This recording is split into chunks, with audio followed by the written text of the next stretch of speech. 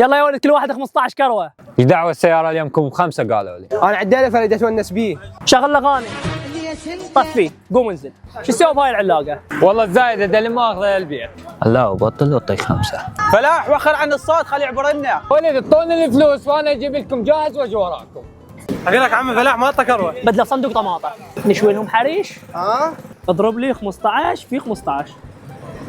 نقض ذني. انت ما داخل. ايش بيكم الاثنين مش عندنا جنازه؟ منطقه 15 الشغل يساعدون الساعدي، لو منطقه 5 الشغل ابو صقر الختياري.